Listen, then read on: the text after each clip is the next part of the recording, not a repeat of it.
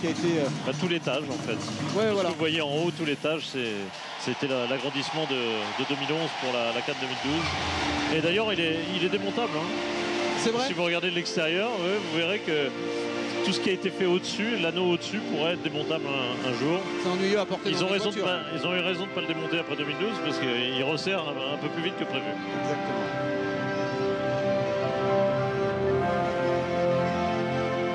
Las olas del mar tararea tu nombre,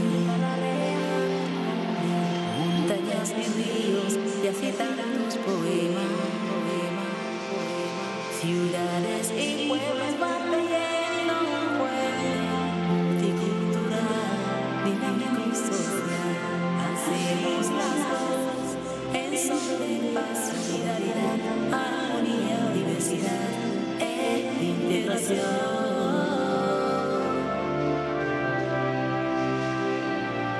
Desarrollemos juntos el espíritu de unión hacia un nuevo amanecer.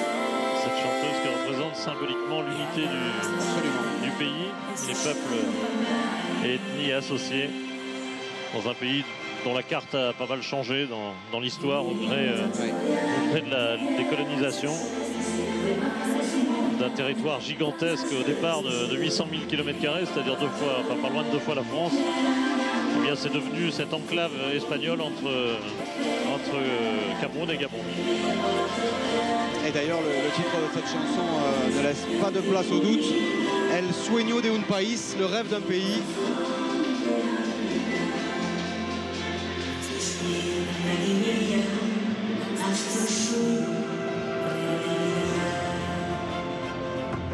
Camina de frente con tu gente y un abanico de ideas por un futuro próspero, donde el turismo, deporte, cultura y educación se dan la mano, pesca y agropecuaria se dan la mano. Comercio, minas y sanidad, ciencias y petroquímicas se abran puertas.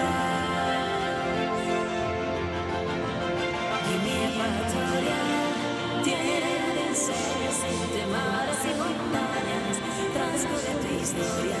Guinea Ecuatorial, tierra de amores, gentil y bonita. Guinea Ecuatorial, tierra de amores, gentil y bonita, en el corazón de África.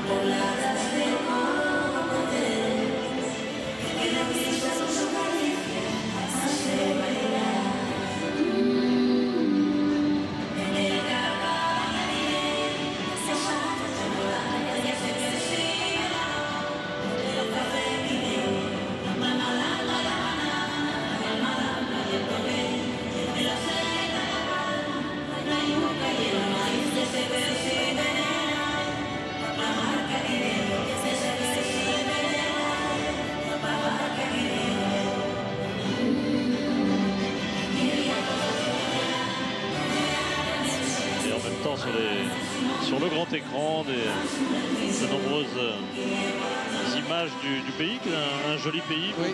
Notamment dans sa partie littorale.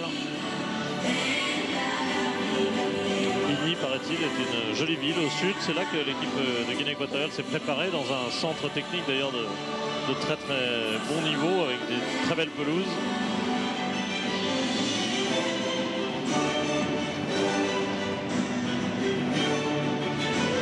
C'est vrai qu'on aura le temps d'en reparler pendant cette compétition, mais c'est quand même un pays surprenant où la capitale économique, où l'endroit où où se trouvent les ministères, etc. Donc cette ville, c'est Malabo, et ça se trouve à 45 minutes d'avion de là où nous nous trouvons actuellement, de Bata. C'est un petit peu particulier, mais il semble y trouver un équilibre. Voici, vous l'avez entreaperçu, le président Teodoro Obiang.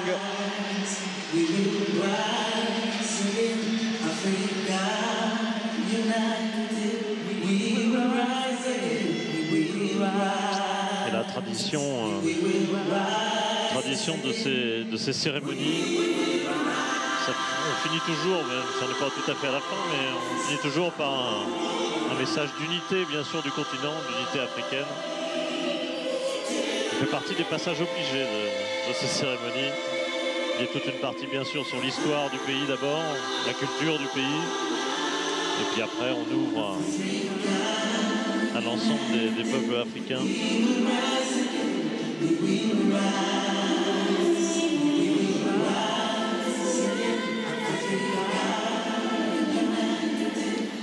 Et l'Afrique va être symbolisée dans un instant. Non pas graphiquement, mais de manière humaine. Oui, absolument.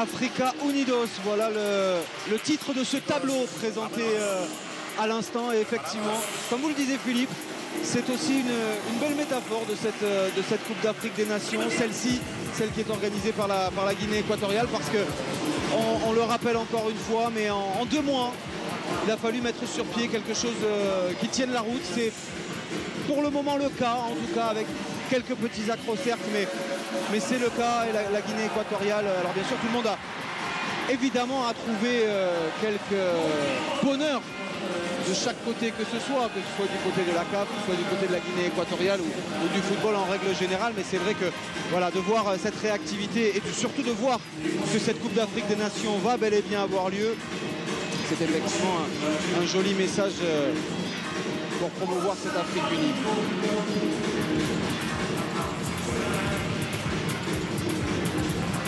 Un tableau consacré à la jeunesse africaine, si importante évidemment comme partout en Afrique. Là, en gros, 50% de la population a moins de 18 ans dans l'ensemble des pays africains. Donc évidemment, c'est une donnée essentielle dans l'équilibre de ces nations, les nations qui la composent.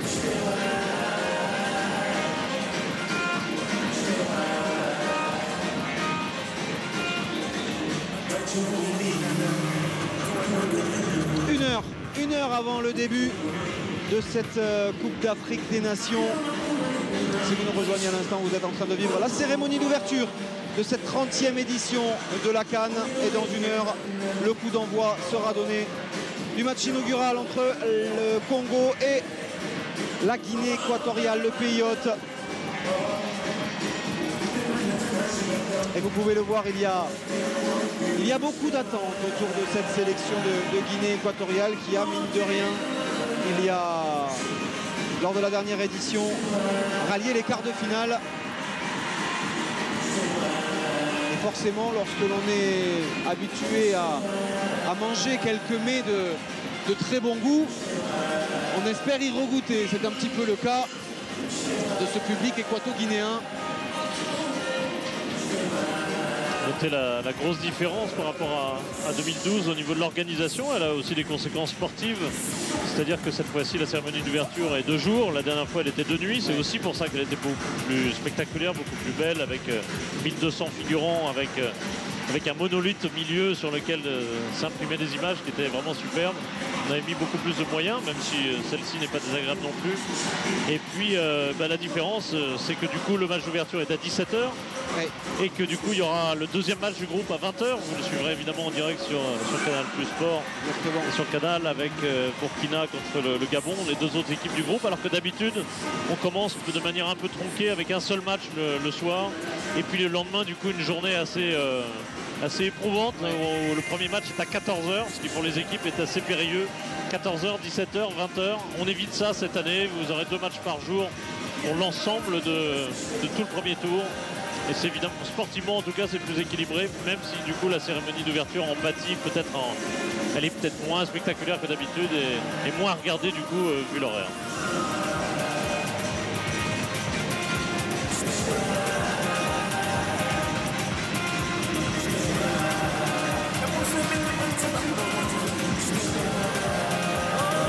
Prépare le dernier tableau qui réunit les drapeaux de toutes les sélections participantes. Et on va... Tiens, ça va être un bon exercice pour vous, Sébastien, pour reconnaître chaque drapeau. Les drapeaux. Attention au vert rouge jaune. Ah ouais, mais voilà. Un vert rouge jaune peut cacher un vert rouge jaune. Attention. Moi j'ai pas révisé, vous m'avez pas dit avant. Faites bien attention aux étoiles. Rouge, noir, tout change. Ouais, mais vous m'avez pas dit. Vous m'avez pas dit, c'est de la triche. Allez, j'en ai 80%. Voilà, l'ensemble des 16 nations participantes sont évidemment honorées ici en finissant par le drapeau de l'organisateur. Et maintenant, nous mettons fin à la cérémonie de l'ouverture de la CAN Guinée équatoriale 2015. Et le speaker du stade qui vient d'annoncer la fin de la cérémonie. En espagnol puis en français, ce sont à ce jour les 2 langues officielles. Je crois que le portugais a été instauré également en 3e langue officielle en 2007. Je ne sais pas si ça a été avéré. Je crois que ça l'est. 3 langues officielles pour un pays où parallèlement évidemment on parle le fang assez majoritairement dans la rue. La préface de cette Coupe d'Afrique des Nations vient donc de se terminer. La cérémonie d'ouverture va se clôturer tout doucement avec, vous le voyez, tous les drapeaux sur le bord de cette pelouse et puis cette ultime chorégraphie.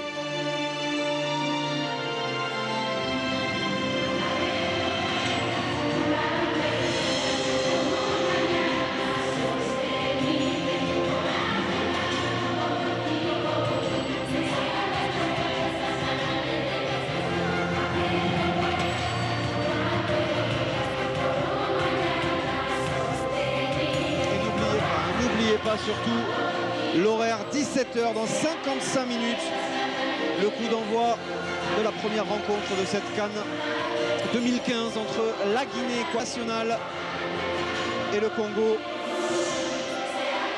Ils seront très nombreux, peut-être pas 40 000 comme annoncé parce que c'est encore quelque peu clairsemé, mais bon, il reste 55 minutes, on vient de le dire, ça peut se remplir, mais ils seront très nombreux évidemment à soutenir leur patrie. Ouais, il y aura aussi des Gabonais, il y en a 600 qui arrivent. Il y a les Burkinabés qui forment une communauté étonnamment très importante ici. Songez qu'il y a plus de Burkinabés vivant ici en Guinée équatoriale qu'en France. C'est assez surprenant comme chiffre tout de même, dans un pays de 700 000 habitants. Et ils seront très nombreux, on les a vus beaucoup autour de l'hôtel et du stade. Ils contribueront largement à remplir cet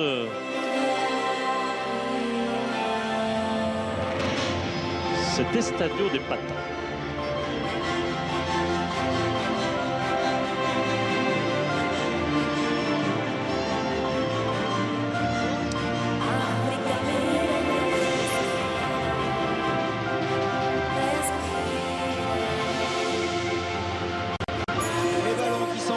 drapeaux qui filent autour de la piste d'athlétisme qui encercle cette pelouse de l'Estadio de Bata.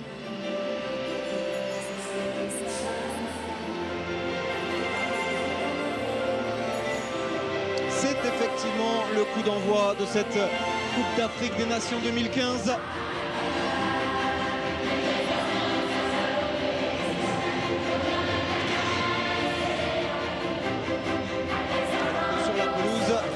Les adjoints, les techniciens des deux sélections sont en train de placer les plots pour l'échauffement qui devrait démarrer d'ici une bonne vingtaine de minutes maintenant.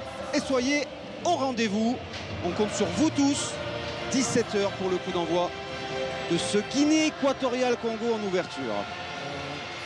La devise, et d'ici le coup d'envoi de ce match, bien sûr, nous resterons en direct avec Nasser Sanjak.